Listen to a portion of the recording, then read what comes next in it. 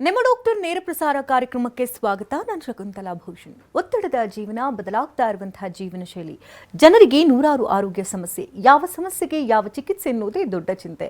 ಇಂತಹ ಸಮಸ್ಯೆ ಇರೋರಿಗೆ ಒಂದೇ ವೇದಿಕೆಯಲ್ಲಿ ಸಿಗುತ್ತೆ ಉತ್ತರ. ಇದೇ ಜೀವನದ ವಿಶೇಷ ಕಾರ್ಯಕ್ರಮ ನಿಮ್ಮ ಡಾಕ್ಟರ್.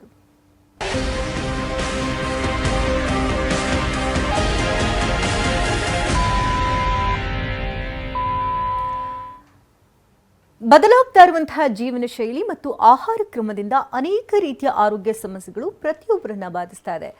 ಹಿಂದೆಲ್ಲ ವಯೋಸಹಜ ಖಾಯಿಲೆಯಾಗಿದ್ದಂಥ ಆರ್ಥರೈಟಿಸ್ ಸಮಸ್ಯೆ ಇದೀಗ 20 ವಯಸ್ಸಿನ ನಂತರದಲ್ಲೂ ಕೂಡ ಕಾಣಿಸ್ಕೊಳ್ತಾ ಇದೆ. ಜೊತೆಗೆ ಬೇರೆ ಬೇರೆ ರೋಗಗಳಿಗೆ ತುತ್ತಾದಂಥವರಲ್ಲೂ ಕೂಡ ಈ ರೀತಿಯ ಸಮಸ್ಯೆಗಳು ಹೆಚ್ಚಾಗ್ತಾ ಇದೆ. ಹಾಗಾದ್ರೆ ಆರ್ಥರೈಟಿಸ್ ಅಂತ ಅಂದ್ರೆ ಏನು, ಯಾವ ಕಾರಣಕ್ಕಾಗಿ ಆರ್ಥರೈಟಿಸ್ ಬರುತ್ತೆ, ಇನ್ನು ಆರ್ಥರೈಟಿಸ್ ನಲ್ಲಿ ಎಷ್ಟು ವಿಧಗಳಿದೆ, ಇದಕ್ಕೆ ಹೋಮಿಯೋಪತಿನಲ್ಲಿ ಚಿಕಿತ್ಸಾ ಪದ್ಧತಿ ಏನಿದೆ, ಜೊತೆಗೆ ಆಹಾರ ಪದ್ಧತಿ ಯಾವ ರೀತಿ ಇರಬೇಕು, ದೈನಂದಿನ ಚಟುವಟಿಕೆ ಹೇಗಿರಬೇಕು, ಲೈಫ್ ಸ್ಟೈಲ್ ಹೇಗಿರಬೇಕು, ಎಲ್ಲದರ ಬಗ್ಗೆ ಮಾಹಿತಿನ ಕೊಡೋದಕ್ಕೆ ನಮ್ಮ ಹೋಮಿಯೋಪತಿಯ ವೈದ್ಯರಾಗಿರ್ತಕ್ಕಂಥ ಡಾಕ್ಟರ್ ಮಂಜುನಾಥ್ ಅವರು ನಮ್ಮೊಂದಿಗಿದ್ದಾರೆ. ಬನ್ನಿ ಕಾರ್ಯಕ್ರಮಕ್ಕೆ ವೆಲ್ಕಮ್.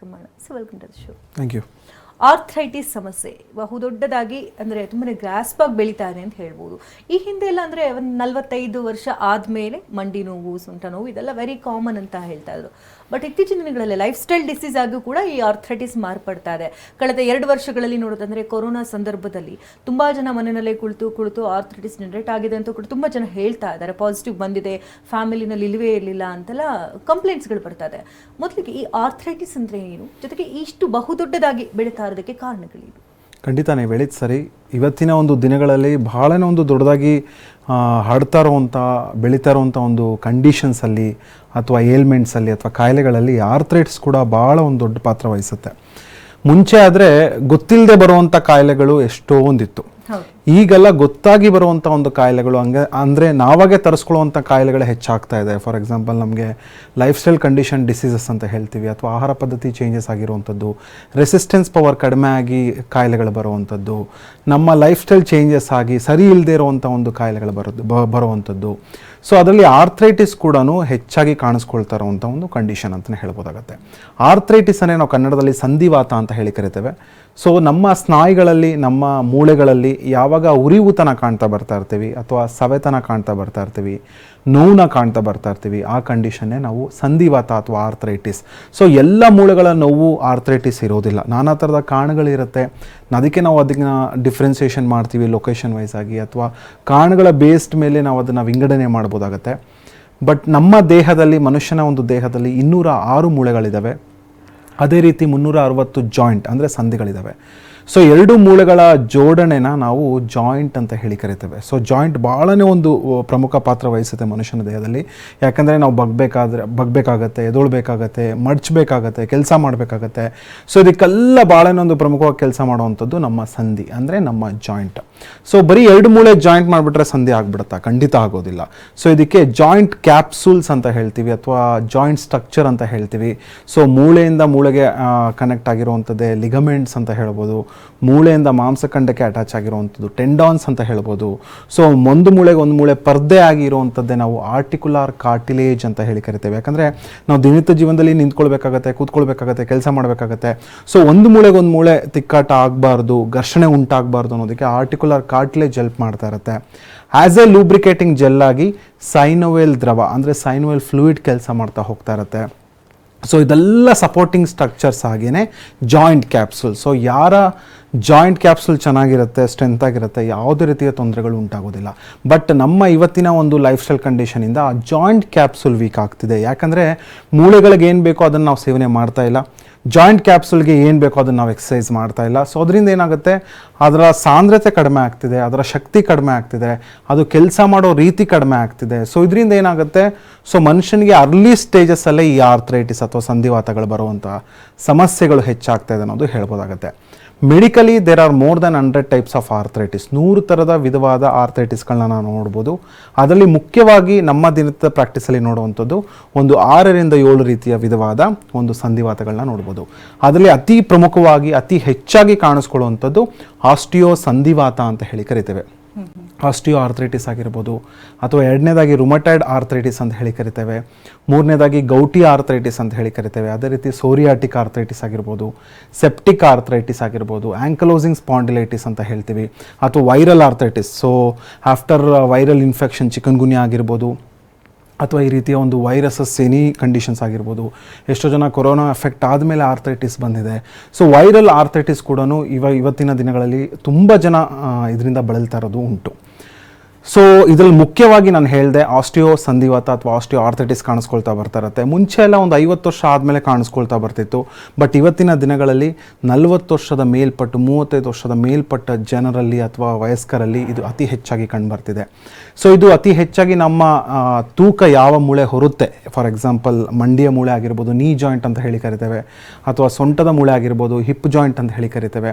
ಸೊ ಇಲ್ಲಿ ಅತಿ ಹೆಚ್ಚಾಗಿ ಭಾರ ಹೊರೋದ್ರಿಂದ, ಭಾರ ಕೆಲಸ ಮಾಡೋದ್ರಿಂದ ಇದು ಕಾಣಿಸ್ಕೊಳ್ಳುವಂಥದ್ದು. ಸೊ ಎರಡು ಮೂಳೆಗಳ ಮಧ್ಯೆ ನಾನು ಹೇಳಿದೆ ಒಂದು ಪರ್ದೆ ಆಗಿ ಆರ್ಟಿಕ್ಯುಲರ್ ಕಾರ್ಟಿಲೇಜ್ ಇರುತ್ತೆ ಅಂತ. ಸೊ ಆರ್ಟಿಕ್ಯುಲರ್ ಕಾರ್ಟಿಲೇಜಲ್ಲಿ ಒಂದು ಪ್ರೋಟೀನ್ ಕಂಟೆಂಟ್ ಇರುತ್ತೆ, ಅದನ್ನು ನಾವು ಮೆಡಿಕಲಿ ಪ್ರೋಟಿಯೋಗ್ಲೈಕನ್ ಅಂತ ಹೇಳಿ ಕರಿತೇವೆ. ಸೊ ಯಾವ ಒಂದು ಮನುಷ್ಯನ ಜಾಯಿಂಟಿನ ಆರ್ಟಿಕ್ಯುಲರ್ ಕಾರ್ಟಿಲೇಜಲ್ಲಿ ಆ ಪ್ರೋಟೀನ್ ಕಂಟೆಂಟ್ ಕಡಿಮೆ ಆಗುತ್ತೆ, ಪ್ರೋಟಿಯೋಗ್ಲೈಕನ್ ಕಡಿಮೆ ಆಗುತ್ತೆ, ಸೊ ಆಗ ಅದರ ಕಾರ್ಟಿಲೇಜಿನ ಶಕ್ತಿ ಒಂದು ಕುಗ್ಗುತ್ತೆ, ಕಡಿಮೆ ಆಗುತ್ತೆ. ಸೊ ಅದರಿಂದ ನಿಂತ್ಕೊಂಡಾಗ, ಅಥವಾ ಭಾರತ ಒಂದು ಕೃಷಿ ಪ್ರಧಾನ ದೇಶ, ನಿಂತ್ಕೊಂಡು ಕೆಲಸ ಮಾಡುವಂಥದ್ದು ಹೆಚ್ಚು, ಅಥವಾ ಒಂದೇ ಸಮ ಕೂತ್ಕೊಂಡು ಕೆಲಸ ಮಾಡುವಂಥದ್ದು ಹೆಚ್ಚು, ಮೆಟ್ಲತ್ತಿ ಕೆಲಸ ಮಾಡುವಂಥದ್ದು ಹೆಚ್ಚು. ಎಷ್ಟೋ ಜನ ಅದು ಕೂಡ ಈ ಆಕ್ಯುಪೇಷನ್ ಇರ್ತಾರೆ. ಸೊ ಅವಾಗ ಭಾರ ಹೆಚ್ಚಾದಾಗ ಏನಾಗುತ್ತೆ, ಆರ್ಟಿಕ್ಯುಲರ್ ಕಾರ್ಟಿಲೇಜಿನ ಒಂದು ಪರ್ದೆ ಏನಿರುತ್ತೆ ಸೊ ಅದು ಸವಿತಾ ಬರುತ್ತೆ. ಸೊ ಅದು ಗ್ರ್ಯಾಜುವಲ್ ಆಗಿ ಏನಾಗುತ್ತೆ, ಪೇಯ್ನ್ ಸ್ಟಾರ್ಟ್ ಆಗೋಕ್ಕೆ ಬರುತ್ತೆ. ಸೊ ಸ್ವಲ್ಪ ಹೊತ್ತು ನಡೆದ್ರೆ ನನಗೆ ನೋವು ಸ್ಟಾರ್ಟ್ ಆಗಿಬಿಡುತ್ತೆ, ಡಾಕ್ಟರ್ ರೆಸ್ಟ್ ತೊಗೊಂಡ್ರೆ ಕಡಿಮೆ ಆಗುತ್ತೆ. ಸೊ ಏನೋ ಒಂಥರ ನಡೀತಿದ್ರೆ ಕ್ರಿಪಿಟಸ್ ಅಂತ ಹೇಳ್ತೀವಿ, ಸೌಂಡ್ ಬರ್ತಾ ಹೋಗ್ತಾ ಇರುತ್ತೆ. ಎರಡು ಮೂಳೆಗಳ ಘರ್ಷಣೆ ಉಂಟಾದರೆ ಸೌಂಡ್ ಬರುತ್ತೆ. ಸೊ ಈ ರೀತಿಯ ಒಂದು ಕ್ರಿಪಿಟಸ್ ಬರುವಂಥದ್ದು, ನೋವು ಉಂಟಾಗುವಂಥದ್ದು, ಸ್ವೆಲ್ಲಿಂಗ್ ಆಗುವಂಥದ್ದು, ರೆಡ್ನೆಸ್ ಆಗುವಂಥದ್ದು, ಇದೆಲ್ಲ ನಾವು ಆಸ್ಟಿಯೋ ಆರ್ಥ್ರೈಟಿಸಿನ ಒಂದು ಲಕ್ಷಣ ಅಂತ ಹೇಳ್ಬೋದಾಗತ್ತೆ. ಅದೇ ರೀತಿ ಎರಡನೇದಾಗಿ ಕಾಣಿಸ್ಕೊಳ್ಳುವಂಥದ್ದೇ ರುಮಟಾಯ್ಡ್ ಆರ್ಥ್ರೈಟಿಸ್. ಸೊ ತುಂಬ ಜನಕ್ಕೆ ಇದು ಗೊತ್ತಿಲ್ಲ ರುಮಟಾಯ್ಡ್ ಅಂದರೆ ಏನು ಅಂತ. ಸೊ ರುಮಟಾಯ್ಡ್ ಆರ್ಥ್ರೈಟಿಸ್ ಅನ್ನೋದು ಒಂದು ಆಟೋ ಇಮ್ಯೂನ್ ಕಂಡೀಷನ್ ಅಂತ ಹೇಳ್ತೀವಿ, ಅಥವಾ ಆಟೋ ಇಮ್ಯೂನ್ ಡಿಸೀಸ್ ಅಂತ ಹೇಳ್ತೀವಿ. ಇದರ ಎಕ್ಸ್ಪ್ಲನೇಷನ್ ಕೊಡಬೇಕು ಅಂತ ಹೇಳಿದ್ರೆ, ಪ್ರತಿಯೊಬ್ಬರ ಮನುಷ್ಯನ ದೇಹದಲ್ಲಿ ರೋಗ ನಿರೋಧಕ ಶಕ್ತಿ ಅಂದರೆ ರೆಸಿಸ್ಟೆನ್ಸ್ ಪವರ್ ಇರುತ್ತೆ. ಈ ರೋಗ ನಿರೋಧಕ ಶಕ್ತಿ ನಮ್ಮ ಕಣಗಳು ಅಥವಾ ನಮ್ಮ ಕಾರ್ಟಿಲೇಜ್ ಏನೇ ಒಂದು ಅದು ಪ್ರೊಟೆಕ್ಟಿವ್ ಆಗಿ ಕೆಲಸ ಮಾಡಬೇಕು. ಸೊ ಈ ರೀತಿ ಒಂದು ಆಟೋಮ್ಯೂನ್ ಕಂಡೀಷನ್ಸಲ್ಲಿ ಏನಾಗುತ್ತೆ, ಅದು ಪ್ರೊಟೆಕ್ಟ್ ಮಾಡೋ ಬದಲು ಡೆಸ್ಟ್ರಾಯ್ ಮಾಡ್ತಾ ಹೋಗ್ತಾ ಇರುತ್ತೆ. ಸೊ ನಮ್ಮ ಕಣಗಳನ್ನ ಡೆಸ್ಟ್ರಾಯ್ ಮಾಡ್ತಾ ಹೋಗ್ತಾ ಇರುತ್ತೆ, ನಮ್ಮ ಕಾರ್ಟಿಲೇಜ್ನ ಡೆಸ್ಟ್ರಾಯ್ ಮಾಡ್ತಾ ಹೋಗ್ತಾ ಇರುತ್ತೆ, ನಮ್ಮ ಜಾಯಿಂಟ್ ಕ್ಯಾಪ್ಸುಲ್ನ ಡೆಸ್ಟ್ರಾಯ್ ಮಾಡ್ತಾ ಹೋಗ್ತಾ ಇರುತ್ತೆ. ಸೊ ಇದರಿಂದ ರುಮಟಾಯ್ಡ್ ಆರ್ಥ್ರೈಟಿಸಿನ ಒಂದು ಲಕ್ಷಣಗಳು ಸ್ಟಾರ್ಟ್ ಆಗುತ್ತೆ. ಸೊ ಯಾವಾಗ ಆಸ್ಟಿಯೋ ಆರ್ಥ್ರೈಟಿಸ್ 40 ವರ್ಷದ ಮೇಲ್ಪಟ್ಟು ಬರುತ್ತೆ, ಸೊ ಈ ರುಮಟಾಯ್ಡ್ ಆರ್ಥ್ರೈಟಿಸ್ಗೆ ಯಾವುದೇ ರೀತಿಯ ವಯಸ್ಸಿನ ಇತಿಮಿತಿ ಇಲ್ಲ. ಒಂದು 10 ವರ್ಷದ ಮಕ್ಕಳಲ್ಲೂ ಬರ್ಬೋದು, 20 ವರ್ಷದ ಒಂದು ಹುಡುಗನಲ್ಲಿ ಬರ್ಬೋದು, 30 ವರ್ಷದ ಒಂದು ವಯಸ್ಕರಲ್ಲೂ ಕೂಡ ಬರ್ತಾ ಹೋಗ್ಬೋದಾಗುತ್ತೆ. ಇದಕ್ಕೆ ಮುಖ್ಯ ಕಾರಣ ನಮ್ಮ ಹೆರಿಡಿಟ್ರಿ ಅಂದರೆ ಆನುವಂಶಿಕತೆ. ತಂದೆಗೆ ರುಮಟಾಯ್ಡ್ ಆರ್ಥ್ರೈಟಿಸ್ ಇರುವಂಥದ್ದು, ಅಥವಾ ತಾಯಿಗೆ ರುಮಟಾಯ್ಡ್ ಆರ್ಥ್ರೈಟಿಸ್ ಇರುವಂಥದ್ದು, ಅಥವಾ ತಾತ ಅಜ್ಜಿಗೆ ಪೆಟ್ರನಲ್ ಸೈಡ್ ಯಾರಿಗಾದರೂ ರುಮಟಾಯ್ಡ್ ಆರ್ಥ್ರೈಟಿಸ್ ಫ್ಯಾಕ್ಟರ್ ಹೆಚ್ಚಿರುವಂಥದ್ದು, ಅಥವಾ ಎನಿ ಆಟೋಮ್ಯೂನ್ ಕಂಡೀಷನ್ಸ್ ಇರುವಂಥದ್ದು, ಅವರ ನೆಕ್ಸ್ಟ್ ಜನ್ರೇಷನ್ ಮಕ್ಕಳಿಗೆ ಬರುವಂಥ ಸಾಧ್ಯತೆ ಖಂಡಿತ ಇರುತ್ತೆ. ಮತ್ತು ಮತ್ತೊಂದು ಕಾರಣ ರುಮಟಾಯ್ಡ್ ಆರ್ಥ್ರೈಟಿಸ್ ಬರೋದಕ್ಕೆ ಮಾನಸಿಕ ಒತ್ತಡ. ಸೊ ಇವತ್ತಿನ ಒಂದು ದಿನಗಳಲ್ಲಿ, ಇವತ್ತಿನ ಒಂದು ಜಗತ್ತಲ್ಲಿ ಟೆನ್ಷನ್ ಇಲ್ಲದೇ ಇರುವಂಥ ಒಂದು ವ್ಯಕ್ತಿ ಖಂಡಿತ ಇಲ್ಲ. ಒಂದು ಸಣ್ಣ ಮಗುವಿನಿಂದ ಹಿಡಿದು ಸಾಫ್ಟ್ವೇರ್ ಇಂಜಿನಿಯರ್ವರೆಗೂ ಒತ್ತಡ, ಟೆನ್ಷನ್, ಸ್ಟ್ರೆಸ್ ಅನ್ನೋದು ಖಂಡಿತ ಇರುತ್ತೆ. ಸೊ ಸ್ಟ್ರೆಸ್ನ ಯಾವಾಗ ಅದು ಡಿಸ್ಟ್ರೆಸ್ ಆಗ್ತಾ ಹೋಗ್ತಾ ಇರುತ್ತೆ, ಮನುಷ್ಯನಿಗೆ ಆಟೋ ಇಮ್ಯುನಿಟಿ ಕಂಡೀಷನ್ ಬರುವಂಥ ಸಾಧ್ಯತೆ ಖಂಡಿತ ಇರುತ್ತೆ. ಸೊ ರುಮಟಾಯ್ಡ್ ಆರ್ಥ್ರೈಟಿಸಲ್ಲಿ ಒಂದು ಮೂಳೆಗೆ ಸೀಮಿತ ಖಂಡಿತ ಇಲ್ಲ. ಸೊ ಸ್ಮಾಲರ್ ಜಾಯಿಂಟ್ಸ್ ಕೂಡ ಅಫೆಕ್ಟ್ ಆಗ್ತಾ ಹೋಗ್ತಾ ಇರುತ್ತೆ, ಅದೇ ರೀತಿ ಲಾರ್ಜರ್ ಜಾಯಿಂಟ್ಸ್ ಕೂಡ ಅಫೆಕ್ಟ್ ಆಗ್ತಾ ಹೋಗ್ತಾ ಇರುತ್ತೆ. ನಾವು ಎಷ್ಟೋ ಜನರಲ್ಲಿ ನೋಡಿರ್ಬೋದು, ಸ್ವಲ್ಪ ಕೈಯಿನ ಬೆರಳುಗಳಲ್ಲಿ ಯಾಕೋ ನೋವು ಬರ್ತಾ ಇದೆ, ತುಂಬಾ ಸ್ಟಿಫ್ನೆಸ್ ಉಂಟಾಗ್ತಾ ಇದೆ. ಸೊ ನಾನು 1 kg ಕೂಡ ಲಿಫ್ಟ್ ಮಾಡೋಕ್ಕಾಗೋದಿಲ್ಲ, ಒಂದು ಶರ್ಟ್ ಬಟನ್ ಕೂಡ ವೇರ್ ಮಾಡೋಕ್ಕಾಗೋದಿಲ್ಲ, ಒಂದು ಕೂಂಬಿಂಗ್ ಮಾಡೋಕ್ಕಾಗೋದಿಲ್ಲ. ಈ ರೀತಿಯ ಒಂದು ಸ್ಟಿಫ್ನೆಸ್ಗೆ, ಈ ರೀತಿಯ ಒಂದು ಬಿಗಿತದ ಭಾವನೆಗೆ ಸೊ ಅವರು ಒಳಗಾಗ್ತಾ ಬರ್ತಾ ಇದ್ದಾರೆ. ಸೊ ಶ್ವಾನ್ ನೆಕ್ ಡಿಫಾರ್ಮಿಟಿ ಅಂತ ಹೇಳ್ತೀವಿ. ರುಮಟಾಯ್ಡ್ ಆರ್ಥ್ರೈಟಿಸು ಭಾಳ ಥರದ ಒಂದು ನಾನಾ ಥರದ ಒಂದು ಆರ್ಥ್ರೈಟಿಸಲ್ಲಿ ರುಮ್ಯಾಟಿಕ್ ಆರ್ಥ್ರೈಟಿಸ್ ತುಂಬಾ ಕಷ್ಟ ಟ್ರೀಟ್ಮೆಂಟ್ ಮಾಡೋದಕ್ಕೆ ಅಥವಾ ಅದನ್ನು ಗುಣಪಡಿಸ್ಕೊಳ್ಳೋದಕ್ಕೆ. ಯಾಕೆಂದರೆ ಇದೊಂದು ಆಟೋಮ್ಯೂನ್ ಕಂಡೀಷನ್ ಇರೋದ್ರಿಂದ ತುಂಬ ವರ್ಷಗಳ ಕಾಲ ಮನುಷ್ಯನಲ್ಲಿ ಸಫರ್ ಮಾಡ್ತಾ ಹೋಗ್ಬೋದಾಗತ್ತೆ. ಇದರಲ್ಲಿ ಬರೀ ನೋವಷ್ಟೇ ಇರೋದಿಲ್ಲ, ನೋವಿನ ಜೊತೆಗೆ ಡಿಫಾರ್ಮಿಟಿ ಅಂದರೆ ಮೂಳೆಗಳ ವಕ್ರತೆ ಕೂಡ ನಾವು ನೋಡ್ಬೋದಾಗುತ್ತೆ. ಪ್ರೊಮೋ ಫೋಟೋಸಲ್ಲಿ ನಾವು ನೋಡ್ಬೋದು ಮೂಳೆಗಳು ಈ ರೀತಿ ಆಗಿರುವಂಥದ್ದು, ಸೊ ಡಿಫಾರ್ಮಿಟಿಗೆ ಒಳಗಾಗುವಂಥದ್ದು. ಸೊ ಇದೆಲ್ಲ gradual onset of condition. So ಈ ಕಂಡೀಷನ್ಗೆ ಯಾಕೆ ಹೋಗ್ತಾರೆ ಅಂತ ಹೇಳಿದ್ರೆ, ನೆಗ್ಲಿಜೆನ್ಸಿ ತುಂಬಾ ಪೇಷಂಟ್ಸಲ್ಲಿ ಇವತ್ತಿನ ದಿನಗಳಲ್ಲಿ ಹೆಚ್ಚಾಗ್ತಾ ಇದೆ. ಫಾರ್ ಎಕ್ಸಾಂಪಲ್ ನೋವು ಬರುತ್ತೆ, ಸೊ ನೋವಿನ ಮಾತ್ರೆಗೆ ಒಳಗಾಗುವಂಥದ್ದು, ತಕ್ಷಣಕ್ಕೆ ನೋವು ಕಡಿಮೆ ಆಗಿಬಿಟ್ರೆ ಅವ್ರ ಕಾಯಿಲೆ ಕಡಿಮೆ ಆಗುತ್ತೆ ಅಂತ ತಿಳ್ಕೊಳ್ತಾ ಇರ್ತಾರೆ. ಖಂಡಿತ ಅದು ತಪ್ಪಿನ ಒಂದು ಭಾವನೆ ಅದು. ಸೊ ನೋವು ಕಡಿಮೆ ಆದರೆ ಕಾಯಿಲೆ ಕಡಿಮೆ ಆಗ್ತಿದೆ ಅಂತಲ್ಲ. ಇದು ಯಾವುದೇ ರೀತಿ ಆರ್ಥ್ರೈಟಿಸ್ ಮೂಳೆಗಳಲ್ಲಿ ನೋವು ಕಾಣಿಸ್ಕೊಳ್ಳೋಂಥದ್ದು ಯಾವುದೇ ರೀತಿ ಮುಲಾಮ್ಗಳಿಂದ ಅಥವಾ ಸ್ಪ್ರೇಗಳಿಂದ ತಕ್ಷಣಕ್ಕೆ ಸ್ವಲ್ಪ ಕಡಿಮೆ ಆಗ್ಬೋದೇ ಹೊರತು ಕಾಯಿಲೆಯ ತೀವ್ರತೆನ ಒಳಗಡೆ ಹೆಚ್ಚು ಮಾಡ್ತಾ ಹೋಗ್ತಾ ಇರುತ್ತೆ. ಸೊ ಇದೆಲ್ಲ ಏನೇನು ಲಕ್ಷಣಗಳು ಹೇಳ್ತಾ ಹೋಗ್ತಾ ಇದ್ದೀನಿ, ಸೊ ಇದೆಲ್ಲ gradual on set of condition. ಯಾರು ಕೂಡ ಒಂದು ದಿವಸದಲ್ಲಿ ನನಗೆ ರುಮಟೆಡ್ ಆರ್ಥ್ರೈಟಿಸ್ ಜಾಸ್ತಿ ಆಗೋಯ್ತು, ಒಂದು ದಿವಸದಲ್ಲಿ ನನಗೆ ಆಸ್ಟಿಯೋ ಆರ್ಥ್ರೈಟಿಸ್ ಜಾಸ್ತಿ ಆಗೋಯ್ತು ಅಂತ ಖಂಡಿತ ಬರೋದಿಲ್ಲ. ಇದು gradual on set of condition, ದಿನ ಕ್ಷೀಣಿಸುವಂಥ ಒಂದು ಕಾಯಿಲೆ ಅಥವಾ ವರ್ಷ ಕ್ಷೀಣಿಸುವಂಥ ಒಂದು ಕಾಯಿಲೆ. ಬಟ್ ಕರೆಕ್ಟಾದ ಒಂದು ಸಮಯದಲ್ಲಿ ಕರೆಕ್ಟಾದ ಒಂದು ಚಿಕಿತ್ಸೆನ ಪಡ್ಕೊಂಡ್ರೆ ಸೊ ನೋವು ಕೂಡ ಕಡಿಮೆ ಮಾಡ್ಬೋದು, ಕಾಯಿಲೆಯ ತೀವ್ರತೆ ಕೂಡ ಕಡಿಮೆ ಮಾಡ್ಬೋದು. ಸೊ ಈ ರೀತಿಯ ಒಂದು ದೀರ್ಘಕಾಲದ ಸಮಸ್ಯೆಗಳಿಗೆ ಹೋಮಿಯೋಪತಿ ಯಾಕೆ ರಾಮಬಾಣ ಅಂತ ಹೇಳಿದ್ರೆ, ಇಲ್ಲಿ ರೂಟ್ ಕಾಸ್ನ ನಾವು ಕನ್ಸಿಡರ್ ಮಾಡ್ತೇವೆ. ಯಾವ ಕಾರಣದಿಂದ ಪೇಷಂಟ್ಗೆ ಈ ಆರ್ಥ್ರೈಟಿಸ್ ಬಂತು, ಯಾವ ಆರ್ಥ್ರೈಟಿಸಿಂದ ಬಳಲ್ತಾ ಇದ್ದಾನೆ, ಮತ್ತು ಆರ್ಥ್ರೈಟಿಸ್ ಅಂತ ತೊಗೊಂಡ್ರೆ ಯಾವ ಸ್ಟೇಜಲ್ಲಿ ಇದ್ದಾನೆ.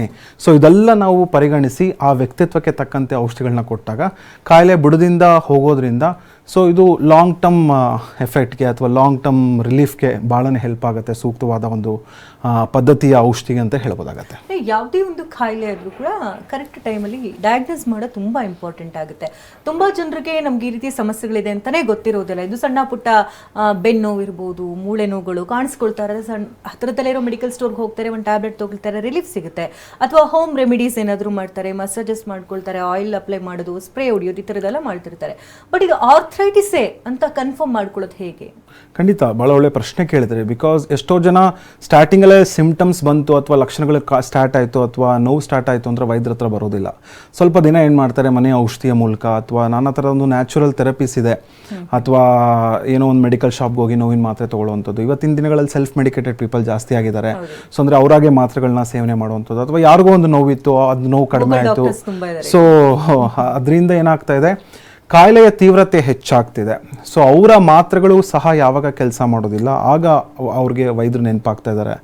ಸೊ ಆಗ ಬಂದಷ್ಟು ನಮಗೂ ಕೂಡ ಕಷ್ಟ ಆಗ್ತಾ ಬರುತ್ತೆ. ಯಾಕಂದರೆ ಸೊ ಕಾಯಿಲೆ ಇದು ಗ್ರ್ಯಾಜುವಲ್ ಆನ್ಸೆಟ್ ಆಫ್ ಕಂಡೀಷನ್ ಇರೋದ್ರಿಂದ ಎಷ್ಟೋ ಕಾಯಿಲೆಗಳು ತುಂಬ ವರ್ಷಗಳ ಕಾಲ ಟೈಮ್ ತೊಗೊಳುತ್ತೆ ಬೆಳೆಯೋದಕ್ಕೆ. ಅಷ್ಟು ಟೈಮ್ ಬಿಟ್ಬಿಟ್ಟಿರ್ತಾರೆ ಪೇಷಂಟ್ಸು. ಸೊ ಅಲ್ಲಿ ತನಕ ಬಿಡಬಾರ್ದು, ಯಾಕಂದರೆ ಇದು ದಿನ ಕ್ಷೀಣಿಸುವಂಥ ಒಂದು ಕಾಯಿಲೆ. ಸೊ ಏಜ್ ಆಗ್ತಾ ನಮ್ಮ ರೋಗ ನಿರೋಧಕ ಶಕ್ತಿ ಕಡಿಮೆ ಆಗುತ್ತೆ, ನಮ್ಮ ಸಸೆಪ್ಟಿಬಿಲಿಟಿ ಹೆಚ್ಚಾಗುತ್ತೆ. ಸೊ ಇದರಿಂದ ಏನಾಗುತ್ತೆ, ಕರೆಕ್ಟಾದ ಒಂದು ಸಮಯದಲ್ಲಿ ಡಯಾಗ್ನೋಸ್ ಮಾಡೋದು ಭಾಳ ಇಂಪಾರ್ಟೆಂಟು. ಸೊ ಎಲ್ಲ ಆರ್ಥ್ರೈಟಿಸಿನ ಒಂದು ಲಕ್ಷಣ ನೋವು, ಸವೆತ, ಊತ ಆದರೆ ಬಟ್ ಒಂದು ಆರ್ಥ್ರೈಟಿಸಿನ ಹಿಂದಿನ ಕಾರಣಗಳು ಡಿಫ್ರೆಂಟ್ ಹೋಗ್ತಾ ಇರುತ್ತೆ. ಸೊ ಆ ಕಾರಣನ ನಾವು ಆ್ಯಸ್ ಎ ವೈದ್ಯರಾಗಿ ಪರಿಗಣಿಸಬೇಕಾಗತ್ತೆ.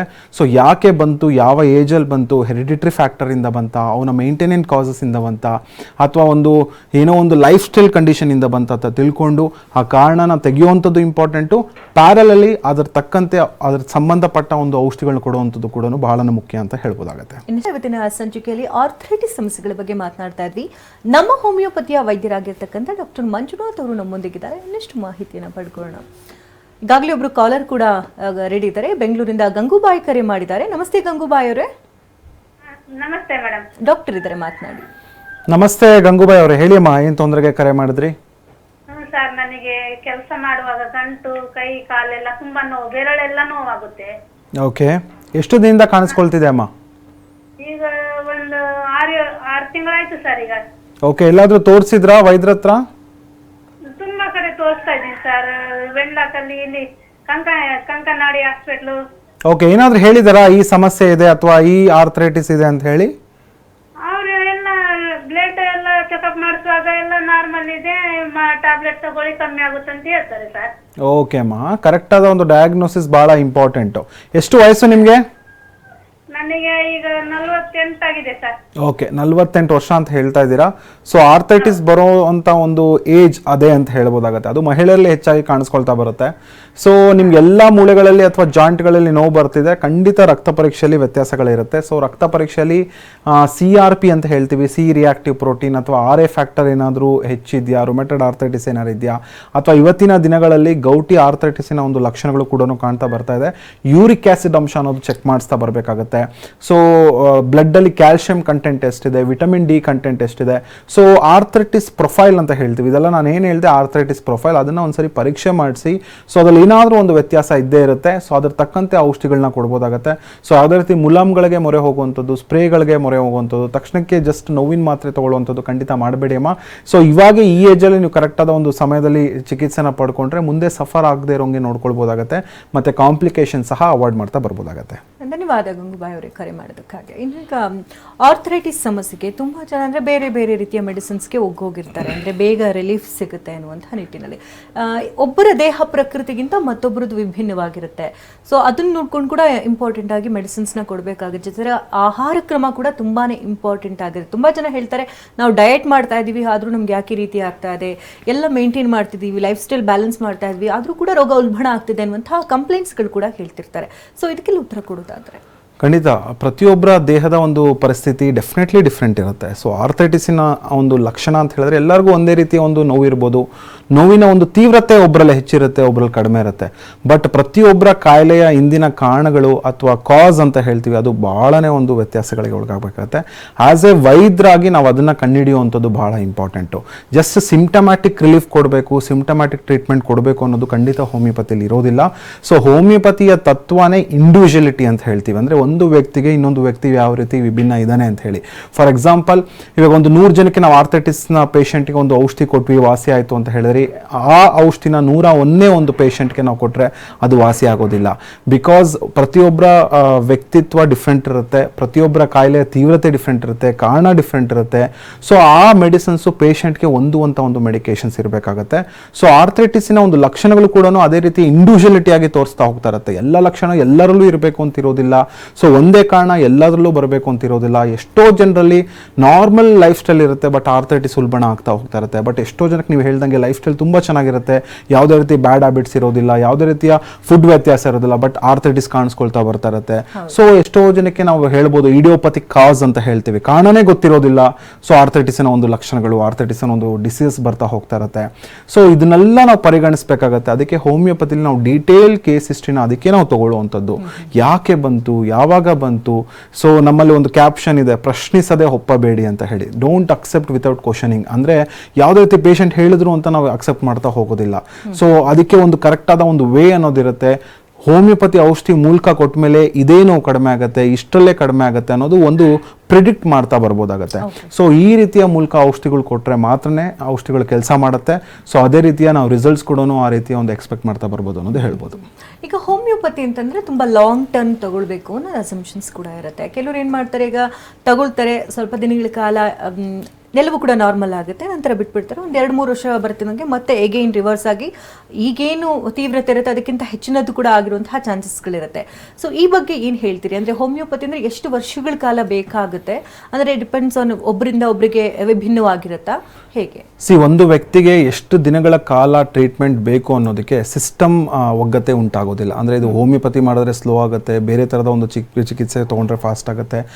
ಆ ವ್ಯಕ್ತಿಗೆ ಎಷ್ಟು ವರ್ಷದಿಂದ ಕಾಯಿಲೆ ಇದೆ ಅನ್ನೋದು ಭಾಳ ಇಂಪಾರ್ಟೆಂಟ್ ಆಗುತ್ತೆ. ಮತ್ತು ಅದರಲ್ಲಿ ನಾವು ಸ್ಟೇಜಸ್ ಅಂತ ಹೇಳ್ತೀವಲ್ಲ, ಮೊದಲನೇ ಹಂತದಲ್ಲಿ ಬಂದರೆ ಖಂಡಿತ ಎಷ್ಟೋ ಆರ್ಥ್ರೈಟಿಸ್ 3 ತಿಂಗಳಲ್ಲೂ ಕೂಡ ವಾಸಿಯಾಗಿದೆ. ಎಷ್ಟೋ ಆರ್ಥ್ರೈಟಿಸ್ ತುಂಬ 10 ವರ್ಷ ಅಂದ ಸಫರ್ ಮಾಡ್ತಾ ಇರ್ತಾರೆ. ಖಂಡಿತ ಅಂಥ ಕಾಯಿಲೆಗಳಿಗೆ ಅಥವಾ ಅಂಥ ಸಮಸ್ಯೆಗಳಿಗೆ 1 ವರ್ಷ 2 ವರ್ಷ ಚಿಕಿತ್ಸೆ ಪಡ್ಕೊಳ್ಬೇಕಾಗತ್ತೆ. ಬಿಕಾಸ್ ಇಲ್ಲಿ ನೋವು ಕಡಿಮೆ ಮಾಡುವಂಥದ್ದು ನಮ್ಮ ಏಮ್ ಇರೋದಿಲ್ಲ. ಸೊ ನಮ್ಮ ಏಮು ಕಾಯಿಲೆ ಕಡಿಮೆ ಆಗಬೇಕು, ಡಿಸೀಸ್ ಕಡಿಮೆ ಆಗಬೇಕು, ಸೊ ರೋಗ ಕಡಿಮೆ ಆಗಬೇಕು ಅನ್ನೋ ನಿಟ್ಟಿನಲ್ಲಿರುತ್ತೆ. ಸೊ ರೋಗ ಕಡಿಮೆ ಆಯಿತು ಅಂತ ಹೇಳಿದ್ರೆ ಅದರಿಂದ ಬರುವಂಥ ಒಂದು ಲಕ್ಷಣಗಳು, ಅದರಿಂದ ಬರುವಂಥ ಒಂದು ನೋವು, ಅದರಿಂದ ಬರುವಂಥ ಒಂದು ಕಾಂಪ್ಲಿಕೇಶನ್ಸ್ ಸಹ ಇರುತ್ತೆ.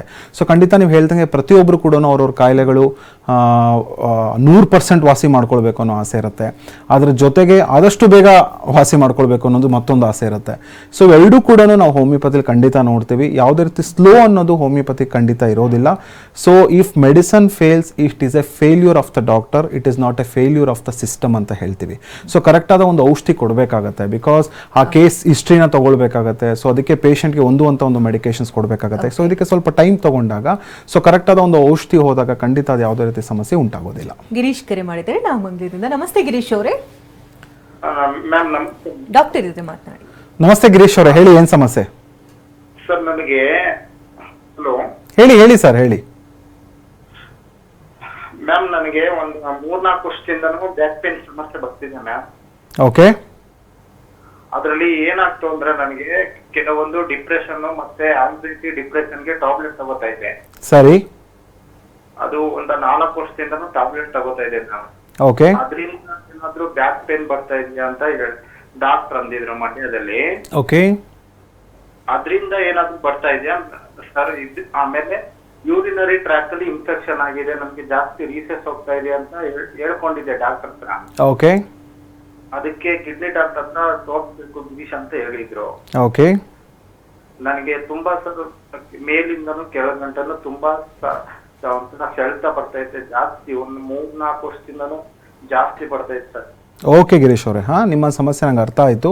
ಸೊ ಈ ಥರದ ಒಂದು ಕಂಡೀಷನ್ಸಲ್ಲಿ it is a chronic condition, ಅಂದರೆ ಮಲ್ಟಿಪಲ್ ಕಂಡೀಷನ್ಸ್ ಇರೋದ್ರಿಂದ ಸೊ ಒಂದು ದಿವಸ ಕರೆಕ್ಟಾಗಿ ನೋಡಬೇಕಾಗತ್ತೆ, ಒಂದು ಸರಿ ಪರಿಶೀಲನೆ ಮಾಡಬೇಕಾಗತ್ತೆ. ಯಾಕಂದರೆ ನೀವು ಹೇಳ್ತಾ ಇದ್ದೀರಿ ಕಿಡ್ನಿಯ ಇನ್ಫೆಕ್ಷನ್ಸ್ ಆಗಿರ್ಬೋದು ಅಥವಾ ಯೂರಿನರಿ ಟ್ರ್ಯಾಕ್ಟ್ ಇನ್ಫೆಕ್ಷನ್ಸು, ಸೊ ಅದರಿಂದ ಖಂಡಿತ ಬ್ಯಾಕ್ ಪೇನ್ ಬರುವಂಥ ಸಾಧ್ಯತೆಗಳು ಖಂಡಿತ ಇರುತ್ತೆ. ಬ್ಯಾಕ್ ಪೇನ್ ಬಂದಿದ ತಕ್ಷಣ ಆರ್ಥೈಟಿಸೇ ಇರಬೇಕು, ಸ್ಪಾಂಡಿಲೈಟಿಸೇ ಇರಬೇಕು ಅಂತ ಇರೋದಿಲ್ಲ.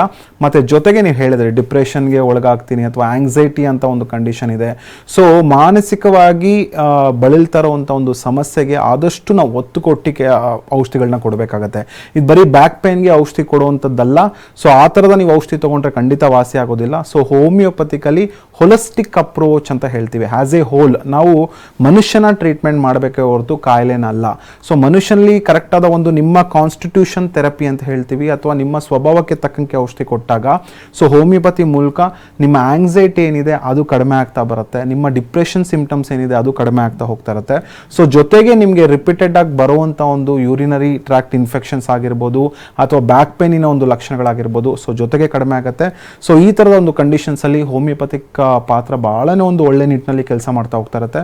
ಸೊ ನೀವೆಲ್ಲಿಂದ ಕರೆ ಮಾಡ್ತಾ ಇದ್ದೀರಾ, ನಮ್ಮ ಹೋಮಿಯೋಪತಿ ಶಾಖೆ ಯಾವುದು ಬ್ರ್ಯಾಂಚ್ ಆಗುತ್ತೆ ಹೋಗಿ ಭೇಟಿಯಾಗಿ, ನುರಿತ ವೈದ್ಯರು ಇರ್ತಾರೆ, ನಿಮ್ದು ಹಳೆ ರಿಪೋರ್ಟ್ಸ್ ಎಲ್ಲ ಇದ್ದರೆ ತೊಗೊಂಡೋಗಿ ತೋರಿಸಿ. ಸೊ ನಮಗೆ ಗೈಡೆನ್ಸ್ಗೆ ಗೊತ್ತಾಗುತ್ತೆ ಯಾವ ರೀತಿಯ ಚಿಕಿತ್ಸೆಗಳನ್ನ ಪಡ್ಕೊಂಡಿದ್ದೀರಾ ಅನ್ನೋದು. ಖಂಡಿತ ಹೆಲ್ಪ್ ಮಾಡ್ಬೋದು ಗಿರೀಶ್ ಅವರೇ. ಧನ್ಯವಾದ ಗಿರೀಶ್ ಅವರೇ ಕರೆ ಮಾಡೋದಕ್ಕಾಗಿ. ಇಷ್ಟೊತ್ತು ಕಾರ್ಯಕ್ರಮಕ್ಕೆ ಆಗಮಿಸಿ ಆರ್ಥರೈಟಿಸ್ ಬಗ್ಗೆ ಸಮಗ್ರ ಮಾಹಿತಿನ ನೀಡಿದ್ದಕ್ಕಾಗಿ ಧನ್ಯವಾದಗಳು. ನಮಸ್ತೆ ವೀಕ್ಷಕರೇ, ಡಾಕ್ಟರ್ ಮಂಜುನಾಥ್ ಅವ್ರನ್ನ ಭೇಟಿ ಮಾಡಬೇಕಂದ್ರೆ ಅಡ್ರೆಸ್ ಪ್ಲೇಟ್ ಈ ರೀತಿ ನೋಟ್ ಮಾಡ್ಕೊಳ್ಳಿ. ನಮ್ಮ ಹೋಮಿಯೋಪತಿ ಬೆಂಗಳೂರಿನ ಬ್ರಾಂಚಸ್ ಮಲ್ಲೇಶ್ವರಂ ಮತ್ತು ಜಯನಗರದಲ್ಲಿದೆ. ಇತರೆ ಶಾಖೆಗಳು ಹುಬ್ಬಳ್ಳಿ, ಮೈಸೂರು, ದಾವಣಗೆರೆ, ಕಲಬುರಗಿ,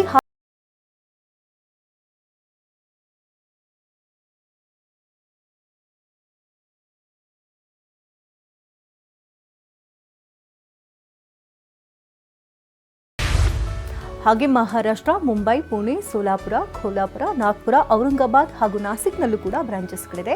ದೂರವಾಣಿ ಸಂಖ್ಯೆ ಈ ರೀತಿದೆ: 9620240240.